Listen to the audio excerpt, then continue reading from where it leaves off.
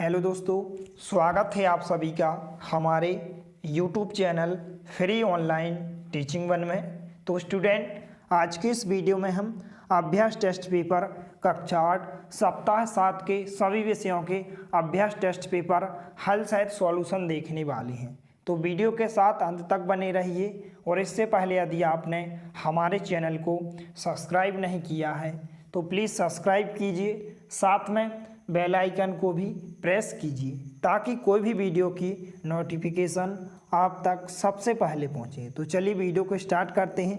तो यहाँ पर प्रश्नों की कुल संख्या आपको 40 दी गई है और यहाँ पर समय लगभग आपको 90 मिनट का समय दिया गया है। यहाँ पर आपको अपना नाम लिखना है, अर्थात विद्यार्थी का नाम। यहाँ पर शाला उपस्थिति पंजीयन क्रमांक लिखना है। यहाँ पर आपको अपने शाला का नाम अर्थात स्कूल का नाम, और यहाँ पर विकास खंड, और यहाँ पर आपको अपने जिला का नाम लिखना है। इसके बाद यहाँ पर टेस्ट प्रशासनकर्ता के लिए निर्देश दिए गए हैं कि टेस्ट प्रारंभ करने से पहले निर्देशों को ध्यान से पढ़ें। तो सभी निर्देशों को आपको ध्यानपूर्वक अच्छे से पढ़ लेना है। तो यहाँ पर यदि हम निर्देश 5 की बात करें कि परीक्षण पुस्तिका में निम्नानुसार 4 विषयों के कुल 40 प्रश्न हैं। यहाँ पर 3 नहीं है विषय, आपके कुल विषय कितने हैं? 4 हैं। तो यहाँ पर थोड़ा सा मिसप्रिंट हो गया है, यहाँ पर 4 होना चाहिए। तो परीक्षण पुस्तिका में निम्नानुसार 4 विषयों के कुल 40 प्रश्न हैं। सभी प्रश्नों के उत्तर देना अनिवार्य है अर्थात जरूरी है। तो यहाँ पर भाग 1 में आपको हिंदी के प्रश्न दिए गए हैं। प्रश्न 1 से लेकर 10 तक के प्रश्न। इसी प्रकार से भाग 2 में गणित के प्रश्न दिए गए हैं। प्रश्न 1 से लेकर 10 तक के प्रश्न। भाग 3 में आपको विज्ञान के प्रश्न दिए गए हैं। प्रश्न 1 से लेकर 10 तक के प्रश्न। और इसी प्रकार से भाग 4 अर्थात सामाजिक विज्ञान में आपको प्रश्न 1 से लेकर 10 तक के प्रश्न दिए गए। तो यहाँ पर सबसे पहले हम भाग 1 अर्थात हिंदी के सभी प्रश्नों का आंसर देखने वाले हैं। तो यहाँ पर भाग 1 हिंदी, यहाँ पर आपको निर्देश दिए गए हैं कि निम्नलिखित पोस्टर पढ़कर दिए गए प्रश्न के नीचे दिए गए विकल्पों में से सही विकल्प चुनकर सही उत्तर की तालिका में लिखिए। यहाँ पर आपको एक पोस्टर दिया गया है। इस पोस्टर को आपको ध्यानपूर्वक अच्छे से पढ़ लेना है और नीचे दिए गए प्रश्नों के आंसर को आपको बताना है। तो यहाँ पर सबसे पहले देख लेते हैं हम प्रश्न क्रमांक 1। तो यहाँ पर प्रश्न क्रमांक 1 है 2019 नोवल कोरोना वायरस बीमारी का दूसरा नाम है। तो यहाँ पर आपको 4 ऑप्शन दिए गए हैं। तो इसका जो करेक्ट आंसर होगा ए नंबर का ऑप्शन इसका करेक्ट आंसर हो जाएगा। कोविड-19 ए नंबर का ऑप्शन आपका राइट आंसर हो जाएगा। इसके बाद दूसरा प्रश्न है कोरोना वायरस से बचने के लिए कौन सी सावधानी बरतने की ज़रूरत है। तो यहाँ पर भी आपको 4 ऑप्शन दिए गए हैं। इसका जो राइट आंसर हो जाएगा ए नंबर का ऑप्शन इसका करेक्ट आंसर होगा। छींकते और खांसते समय अपनी नाक और मुंह को रूमाल या टिश्यू से ढकें। इसके बाद जो अगला क्वेश्चन है प्रश्न क्रमांक 3, इस विज्ञापन का उद्देश्य क्या है। जो आपको ऊपर विज्ञापन अर्थात पोस्टर दिखाया गया है, इसका उद्देश्य क्या है। तो यहाँ पर आपको 4 ऑप्शन दिए गए हैं। इसका जो राइट आंसर होगा ए नंबर का ऑप्शन इसका करेक्ट आंसर हो जाएगा, लोगों को कोरोना वायरस से बचाना। इसके बाद जो नेक्स्ट क्वेश्चन है यहाँ पर प्रश्न क्रमांक 4, कोरोना वायरस से दूसरों को एवं स्वयं को कैसे बचाया जा सकता है।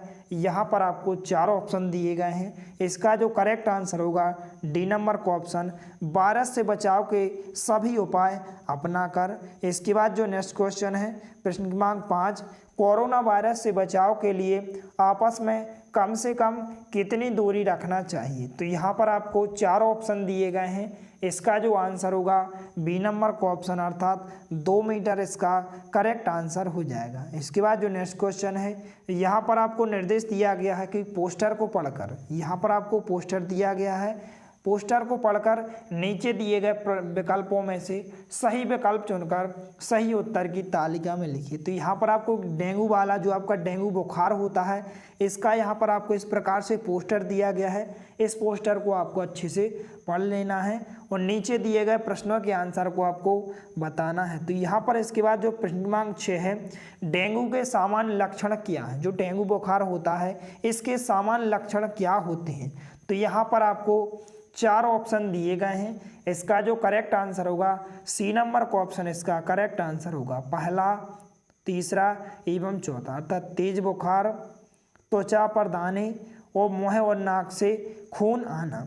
इसके बाद जो नेक्स्ट क्वेश्चन है प्रश्न क्रमांक 7, उपर्युक्त पोस्टर के आधार पर डेंगू के बारे में कौन सी बात सही है। यहाँ पर आपको 4 ऑप्शन दिए गए हैं। इसका जो करेक्ट आंसर होगा डी नंबर का ऑप्शन इसका करेक्ट आंसर होगा।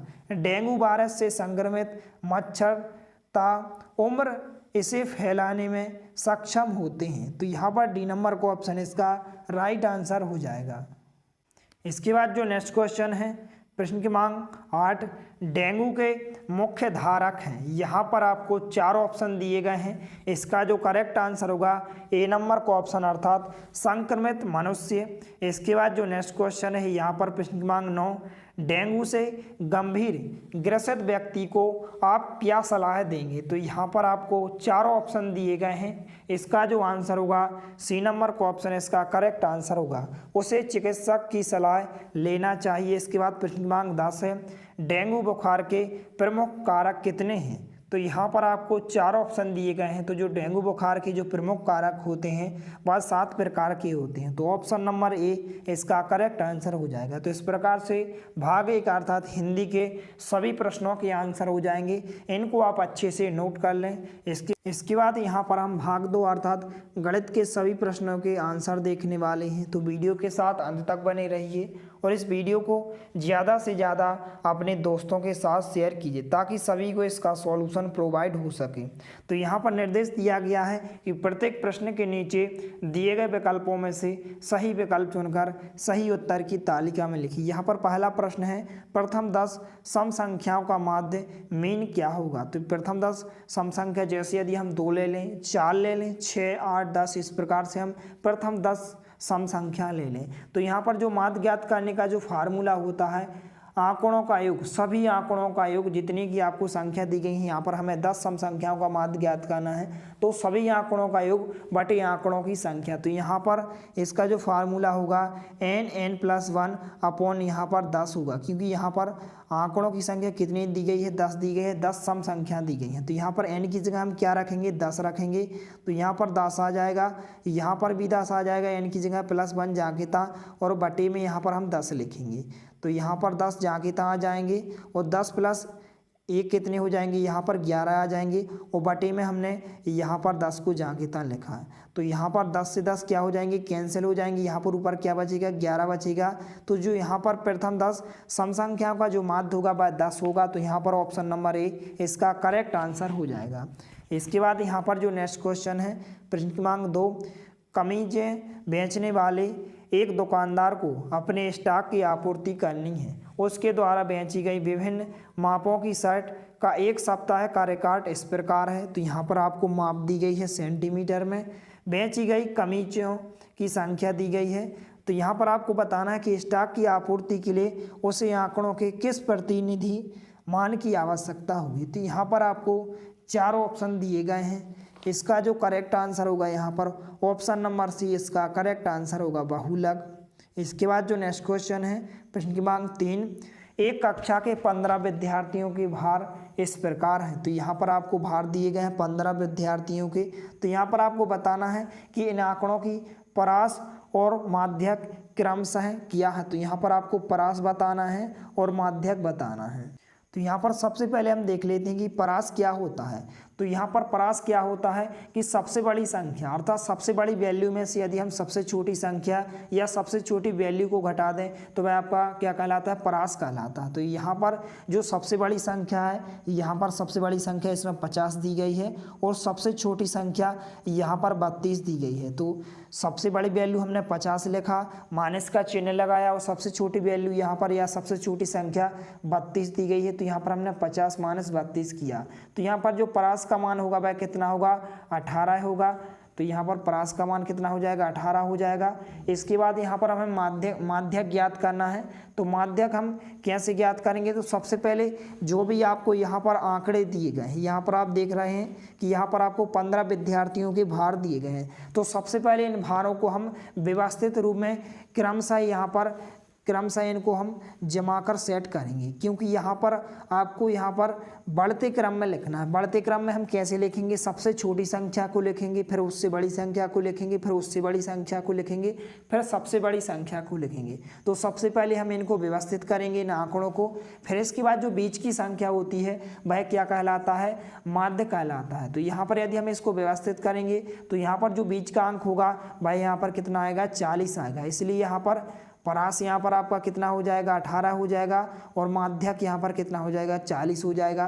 तो यहाँ पर ऑप्शन नंबर ए इसका करेक्ट आंसर हो जाएगा। इसके बाद यहाँ पर प्रश्न क्रमांक 4 है, 10 लड़कियों की ऊंचाइयाँ सेंटीमीटर में मापी गई और निम्नलिखित परिणाम प्राप्त हुए। तो यहाँ पर आपको बताना है कि इनकी ऊंचाइयों का माध्य निम्न में से क्या होगा। तो यहाँ पर आपको 4 ऑप्शन दिए गए हैं, तो इसका जो करेक्ट आंसर होगा यहाँ पर ऑप्शन नंबर सी इसका करेक्ट आंसर होगा 141.4। तो यहाँ पर हम माध्य कैसे ज्ञात करते हैं, तो माध्य के लिए यहाँ पर सभी आंकड़ों का योग बटे आंकड़ों की संख्या। तो सभी आंकड़ों का यदि हमें जितने भी यहाँ पर आपको 10 लड़कियों की ऊंचाई दी गई हैं इनको यदि हम जोड़ें तो यहाँ पर जोड़ने पर कितना आएगा, 1414 आएगा। अब इसके बाद आंकड़ों की कुल संख्या कितनी दी गई है, 10 लड़कियां दी गई हैं, तो यहाँ पर हम 10 से भाग करेंगे। तो जैसे ही यहाँ पर हम 10 से भाग करेंगे तो दशमलव में कितना आएगा, 141.4, जो कि यहाँ पर आपको ऑप्शन नंबर सी में दिया गया है। तो इसका जो करेक्ट आंसर होगा ऑप्शन नंबर सी इसका करेक्ट आंसर हो जाएगा। इसके बाद जो नेक्स्ट क्वेश्चन है प्रश्न क्रमांक 5, नीचे दिए गए दंड आलेख में किसी क्रिकेट टूर्नामेंट में प्रथम 10 ओवर में 5 टीमों द्वारा बनाए गए रनों को प्रदर्शित किया गया है, किन 2 टीमों के बीच रनों का अंतर सर्वाधिक है। तो यहाँ पर आपको 4 ऑप्शन दिए गए हैं, इसका जो करेक्ट आंसर होगा यहाँ पर डी नंबर का ऑप्शन इसका करेक्ट आंसर होगा, टीम ए और टीम सी। तो यहाँ पर आप देख सकते हैं कि टीम ए में यहाँ पर 90 दिया गया है और टीम सी यहाँ पर आप देख सकते हैं कि जो टीम सी का जो ग्राफ है यहाँ पर 60 दिया गया है। तो इन दोनों का सर्वाधिक अंतर यहाँ पर दिया गया है, इसलिए इसका जो करेक्ट आंसर होगा यहाँ पर ऑप्शन नंबर डी इसका करेक्ट आंसर हो जाएगा। इसके बाद यहाँ पर प्रश्न क्रमांक 6 है, संलग्न दंड आलेख में किसी परिवार द्वारा वर्ष 2019 के 5 महीनों में माहवार बिजली की खपत को दर्शाया गया है। वे महीने कौन से हैं जिनमें बिजली की खपत का अंतर 400 यूनिट है। तो यहाँ पर इसका जो आंसर होगा यहाँ पर लास्ट वाला ऑप्शन आपका करेक्ट आंसर होगा, फरवरी और मई, क्योंकि यहाँ पर मई में आपको 850 यहाँ पर यूनिट बिजली खपत हुई है अर्थात खर्च हुई है। इसके बाद इसमें से यदि हम माइनस करें, इनका अंतर ज्ञात करें, फरवरी माह में यहाँ पर कितनी दी गई है, 450 यूनिट दी गई। तो 850 में से यदि हम 450 को माइनस करें तो यहाँ पर कितने यूनिट का अंतर होगा, 400 यूनिट का अंतर होगा। तो यहाँ पर ऑप्शन नंबर डी अर्थात जो आपका लास्ट ऑप्शन है इसका करेक्ट आंसर हो जाएगा। इसके बाद जो प्रश्न क्रमांक 7 है, संलग्न दंड आलेख 5 टीमों द्वारा वर्ष 2020 में खेले गए एक दिवसीय क्रिकेट मैच की संख्या को प्रदर्शित करता है। टीम ठा और टीम का द्वारा खेले गए मैचों का अनुपात कितना है। तो यहाँ पर आपको 4 ऑप्शन दिए गए हैं, इसका जो करेक्ट आंसर होगा डी नंबर का ऑप्शन अर्थात लास्ट वाला ऑप्शन 5:6 इसका करेक्ट आंसर हो जाएगा। इसके बाद जो नेक्स्ट क्वेश्चन है प्रश्न क्रमांक 8, यहाँ पर आपको प्रश्न क्रमांक 8 है, किसी शाला के विद्यार्थियों की संख्या को कक्षावार नीचे दिए गए दंड आलेख में दर्शाया गया है। इस दंड आलेख हेतु उचित कथन कौन सा है।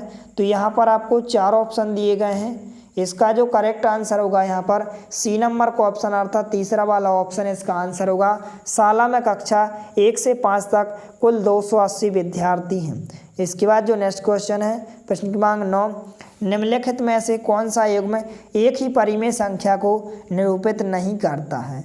तो यहाँ पर आपको 4 ऑप्शन दिए गए हैं, इसका जो आंसर होगा डी नंबर का ऑप्शन अर्थात लास्ट वाला ऑप्शन इसका करेक्ट आंसर हो जाएगा।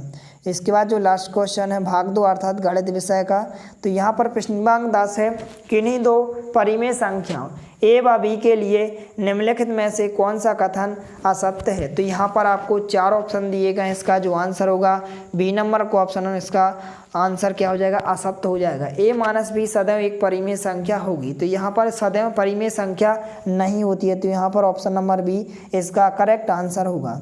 इसके बाद हम भाग 3 अर्थात विज्ञान विषय के सभी प्रश्नों के आंसर देखने वाले हैं। तो यहाँ पर निर्देश दिया गया है कि प्रत्येक प्रश्न के नीचे दिए गए विकल्पों में से सही विकल्प चुनकर सही उत्तर की तालिका में लिखिए। तो यहाँ पर पहला प्रश्न है, जब हम 15 ग्राम का एक पत्थर और 15 ग्राम चिड़िया का पंख निश्चित ऊंचाई अर्थात 20 मीटर से नीचे फेंकते हैं तो ज़मीन पर पहले गिरेगा, तो कौन गिरेगा, दोनों एक साथ गिरेंगे क्योंकि दोनों का वजन समान है। यहाँ पर 15 ग्राम का यहाँ पर पत्थर है और 15 ग्राम की चिड़िया का पंख है, तो दोनों एक साथ गिरेंगे क्योंकि दोनों का वजन जो भार है एक समान है। तो यहाँ पर ऑप्शन नंबर सी इसका करेक्ट आंसर होगा, दोनों साथ में हैं। इसके बाद जो नेक्स्ट क्वेश्चन है प्रश्न क्रमांक 2, एक बर्तन में मैदा, थोड़ी सी चीनी, एक चुटकी ईस्ट पाउडर मिलाकर गूंथ लें। 2 घंटे पश्चात ईस्ट के जनन व शोषण के कारण, तो यहाँ पर आपको 4 ऑप्शन दिए गए हैं। इसका जो आंसर होगा बी नंबर का ऑप्शन इसका करेक्ट आंसर होगा, आटा जो है फूल जाता है। इसके बाद जो प्रश्न क्रमांक 3 है यहाँ पर, तो प्रश्न क्रमांक 3 है यहाँ पर, चित्र में दर्शाए अनुसार कोई अलार्म घड़ी एक बर्तन में रखी गई है। अलार्म की ध्वनि बर्तन के पास खड़े व्यक्ति को स्पष्ट सुनाई देती है। अब यदि बर्तन के अंदर से वायु को पूरी तरह निकाल दिया जाए तो वापस खड़े व्यक्ति के लिए अलार्म ध्वनि की प्रबलता कैसे प्रभावित होगी। तो यहाँ पर आपको 4 ऑप्शन दिए गए हैं। इसका जो आंसर होगा सी नंबर का ऑप्शन, अर्थात ध्वनि सुनाई देना बंद हो जाएगी। इसके बाद यहाँ पर प्रश्न क्रमांक 4 है, यदि आप शुक्र ग्रह पर हैं तो आपको सूर्यास्त किस दिशा में दिखाई देगा। तो यहाँ पर यदि हम शुक्र ग्रह पे है तो जो सूर्यास्त किस दिशा में दिखाई देता है, यहाँ पर ए नंबर का ऑप्शन, अर्थात पूर्व दिशा में। इसके बाद जो नेक्स्ट क्वेश्चन है प्रश्न क्रमांक 5, रोली की बहन राशि 12 वर्ष की है, तो क्या आप बता सकते हैं कि राशि ने अभी तक सूर्य को कितनी परिक्रमा कर ली होगी। तो यहाँ पर आपको 4 ऑप्शन दिए गए हैं। इसका जो आंसर होगा सी नंबर का ऑप्शन, अर्थात 12 परिक्रमा। इसके बाद जो नेक्स्ट क्वेश्चन है प्रश्न क्रमांक 6, बूझो वायु प्रदूषण कम करने में योगदान करना चाहता है, वह अपने विद्यालय जाने के लिए किस वाहन का उपयोग करे। तो यहाँ पर आपको 4 ऑप्शन दिए गए। इसका जो आंसर होगा ए नंबर का ऑप्शन, अर्थात ई रिक्शा। इसके बाद जो नेक्स्ट क्वेश्चन है प्रश्न क्रमांक 7, कचरे के ढेर में एक गाय कचरा खा रही थी किंतु कुछ दिनों के पश्चात गाय का पेट फूल गया और उसकी मृत्यु हो गई। गाय की मृत्यु होने का कारण है, तो यहाँ पर आपको 4 ऑप्शन दिए गए। इसका जो आंसर होगा बी नंबर का ऑप्शन, अर्थात यहाँ पर गाय ने लोगों के द्वारा फेंके गए खाद्य पदार्थ के साथ पॉलीथीन व प्लास्टिक रैपर भी खा लिए थे। इसके बाद जो नेक्स्ट क्वेश्चन है प्रश्न क्रमांक 8, चित्र में दर्शाए अनुसार प्रकाश पृष्ठ S1 S2 तथा S3 पर आपतित हो रहा है, किन पृष्ठों पर आपतन कोण परावर्तन कोण के बराबर होगा। तो यहाँ पर आज का जो आंसर होगा सभी तीनों पृष्ठों में, ऑप्शन नंबर डी इसका करेक्ट आंसर हो जाएगा। इसके बाद जो नेक्स्ट क्वेश्चन है प्रश्न क्रमांक 9, नर शिशु में विकसित होने वाले युग्मज में से कौन से गुणसूत्र होंगे। तो यहाँ पर आपको 4 ऑप्शन दिए गए। इसका जो आंसर होगा सी नंबर का ऑप्शन, अर्थात XY इसका करेक्ट आंसर हो जाएगा। इसके बाद जो लास्ट क्वेश्चन है यहाँ पर विज्ञान विषय का, एड्स किसी संक्रमित व्यक्ति से दूसरे स्वस्थ व्यक्ति में किसके जरिए फैल सकते हैं। तो यहाँ पर आपको 4 ऑप्शन दिएगा। इसका जो आंसर होगा बी नंबर का ऑप्शन, यहाँ पर पीड़ित के द्वारा रक्तदान से। इसके बाद यहाँ पर जो भाग 4 है सामाजिक विज्ञान के सभी प्रश्नों के आंसर देखने वाले हैं। तो यहाँ पर निर्देश दिया गया है कि प्रत्येक प्रश्न के नीचे दिए गए विकल्पों में से सही विकल्प चुनकर सही उत्तर की तालिका में लिखें। पहला प्रश्न है, दिए गए यंत्र को देखें, यह दर्शाता है।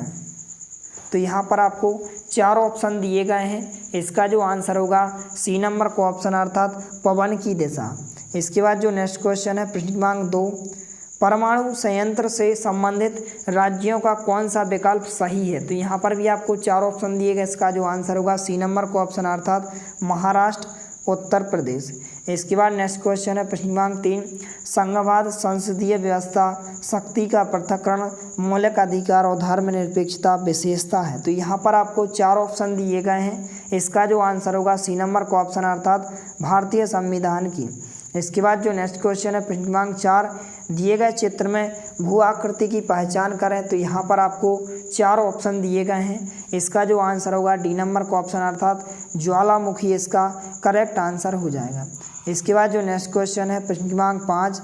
तो यहाँ पर आपको बताना है कि निम्न के सुमेल करके सही उत्तर चुनिए। तो यहाँ पर भी आपको 4 ऑप्शन दिए गए हैं। इसका जो करेक्ट आंसर होगा ए नंबर का ऑप्शन अर्थात पहले का यहाँ पर ए होगा। जो कैस्पियन सागर होता है वह क्या होता है, यहाँ पर सबसे बड़ी झील है। इसके बाद जो ज्वार भाटा होता है वह क्या होता है, समुद्री जल का क्रमिक उतार चढ़ाव होता है। इसके बाद सुनामी, तो यहाँ पर सुनामी क्या होती है, इसका भी सी होगा। भूकंप तरंगें होती हैं और सागरीय धाराएं क्या होती हैं, सागरीय जल सरिता का प्रवाह। तो ऑप्शन नंबर ए इसका करेक्ट आंसर हो जाएगा।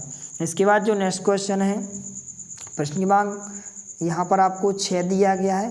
तो प्रश्न क्रमांक 6 में आपको इस प्रकार से एक आपको नक्शा दिया गया है। तो यहाँ पर आपको बताना है कि नीचे दिए गए मानचित्र को देखिए और यहाँ पर आपको बताना है कि छाया के क्षेत्र में कौन सी फसल बहुतायत में उगाई जाती है। तो कौन सी फसल बहुतायत में उगाई जाती है, तो यहाँ पर जो धान की फसल होती है अर्थात जिससे हम चावल उगाते हैं, तो ऑप्शन नंबर सी इसका करेक्ट आंसर हो जाएगा। इसके बाद जो प्रश्न क्रमांक 7 है, अगर आप अपनी कक्षा में हैं और भूकंप आता है तो खुद को बचाने के लिए तत्काल आप क्या करेंगे। तो यहाँ पर आपको 4 ऑप्शन दिए गए हैं। इसका जो करेक्ट आंसर होगा डी नंबर का ऑप्शन अर्थात अपने सिर को ढककर उसे बचाएंगे। इसके बाद जो प्रश्न क्रमांक 8 है, यहाँ पर निम्नलिखित में से उपनिवेशीय शासन के दौरान भारतीय यहाँ पर हथकरघा उद्योग के निम्नीकरण के क्या कारण थे। तो यहाँ पर आपको 4 ऑप्शन दिए गए हैं। इसका जो आंसर होगा डी नंबर का ऑप्शन अर्थात उपरोक्त सभी। इसके बाद यहाँ पर जो प्रश्न क्रमांक 9 है, नीचे दिए गए रेखा चित्र में कौन सा जलवायु प्रदेश 10 डिग्री नॉर्थ अक्षांश से 10 डिग्री साउथ अक्षांश के बीच दर्शाया गया है। तो यहाँ पर आपको 4 ऑप्शन दिए गए हैं। इसका जो आंसर होगा बी नंबर का ऑप्शन अर्थात भूमध्य रेखीय जलवायु प्रदेश। इसके बाद जो लास्ट क्वेश्चन है यहाँ पर प्रश्न क्रमांक 10, निम्नलिखित विकल्पों में से भारत में औपनिवेशिक शासन के दौरान कौन सा एक सामाजिक सुधार हुआ। तो यहाँ पर आपको 4 ऑप्शन दिए गए हैं। इसका जो करेक्ट आंसर होगा डी नंबर का ऑप्शन अर्थात सती प्रथा का अंत। तो इस प्रकार से आपके चारों विषयों के सभी प्रश्नों के आंसर हो जाएंगे। तो इस वीडियो को ज़्यादा से ज़्यादा लाइक कीजिए और दोस्तों के साथ शेयर कीजिए। यदि वीडियो पसंद आए तो प्लीज़ लाइक कीजिए, दोस्तों के साथ शेयर कीजिए और यदि आपने हमारे चैनल को सब्सक्राइब नहीं किया है तो प्लीज़ सब्सक्राइब कीजिए। धन्यवाद।